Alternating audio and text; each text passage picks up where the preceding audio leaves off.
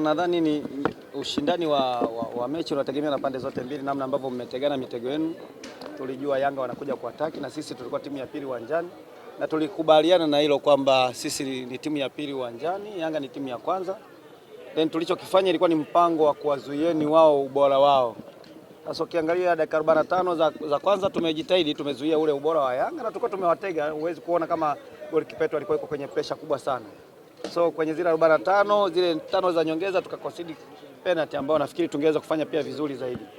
So tumeenda mapumziko tukaona tu maintain ule mpango, kwa sababu ndio ilikuwa njia pekee kuzuia na kufanya fast break. Na nafikiri kama ilivyoonekana first half kwamba tulikuwa tuna defend, lakini tukipata mpira tunafanya fast break direct kwenda kwenye goli lao na tumefanikiwa kupata goli. So chances tulikuwa nazo 2-3 japokuwa imetumika moja. Second half baada ya dakika 15 pia za kutoka mapumziko tuliweza kumaintain tukafanya vizuri. Baada ya hapo ilikuja makosa binafsi, kwa sababu tunafikiri kwamba kulikuwa na kusinzia kidogo. Ule mpira ambao ulitoka mbali tungeweza kufanya vizuri zaidi kama timu, kwa uzoefu wa wachezaji ambao tuko nao wangeweza kufanya vizuri zaidi ya vile, lakini ni makosa ambayo yanatokea kwenye mechi. Wachezaji wanafanya kazi, wakati mwingine ukifanya kosa moja sekunde, timu kama hizi ambazo ziko na quality zinakuhukumu.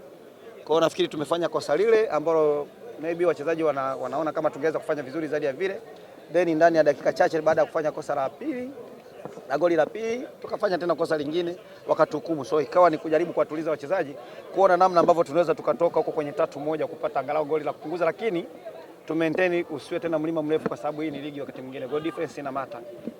So kuruhusu mabao matatu maana yake ni kwamba mpango ambao uliingia nao umefeli. Kwa 100% unaamini ni makosa tu ambao umeyafanya, ama pia ubora wa Yanga uliongezeka baada ya kuona kile ambacho tunakifanya? Haujafeli, kwa sababu tofauti ya magoli hapa ni 2-0, si ndio? Tumepata goli against Yanga, si ndio? Last time hapa nafikiri mlishuhudia hapa kuna timu ilifungwa goli 6.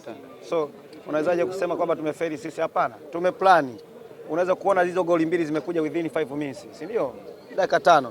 So ukiangalia dakika 90, dakika 5 hatujafanya vizuri, lakini dakika 45 za first half tumefanya vizuri. Tulikuwa juu ya Yanga kulingana na nafasi ambazo tumezitengeneza na kuwazuia. So ndo nilivyokuambia kwamba wachezaji pia ni binadamu, kuna muda wanafanya makosa binafsi. Makosa binafsi yanakuwa generally sasa kwenye timu, lakini sio kwamba tunakuwa tumefeli.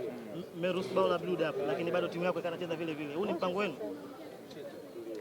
No, kama unafikiri kwamba unacheza na timu ambayo iko na quality, wako motivated kwa sababu ni current champions, si ndio? Wakati mwingine ukija na kitu ambacho huja plan nacho kinaweza kukuletea matatizo zaidi. Uenda unazungumza tumefungwa 3-1. Sasa maybe tungefungwa labda 10, si ndio? Ungeweza kusema sasa tumeamua kushambulia. No, unashambulia kwa hesabu. Space unaipata wapi, si ndio? Una watu gani? Mtashambuliaje? Mna energy kiasi gani mlichokuweza kuplan? So hata hivi tulikuwa tume-maintain vile, tuna maintain hivyo kuona namna ambavyo tusiruhusu goli lingine la 4 kipindi tunatafuta goli moja. So tumeendelea kufanya hivyo kazi, lakini mwisho wa siku lazima tukubaliane kwamba wakati mwingine timu kama Yanga ni timu bora. Ndio, unatoka kwenye mechi umefungwa, lakini sio kama umefungwa na timu ya aina gani. Umefungwa na timu ambayo iko na ubora, umetry, umefanya kazi yako vizuri, si ndio? So huwezi kusema kwamba quality ambayo iko kwetu iko kwao pia, kwamba tuje tu 50-50. Kocha, kwa hizi siku za karibuni mmeonekana ukipoteza kwa mabao mengi sana mkutana na Young Africans. Pengine hii inaendelea kudhihirisha kwamba inakuwa ni ngumu sasa kupata angalau hata alama moja kwa Young Africans. Siku za karibuni hatujacheza tena na Yanga zaidi ya hii mechi.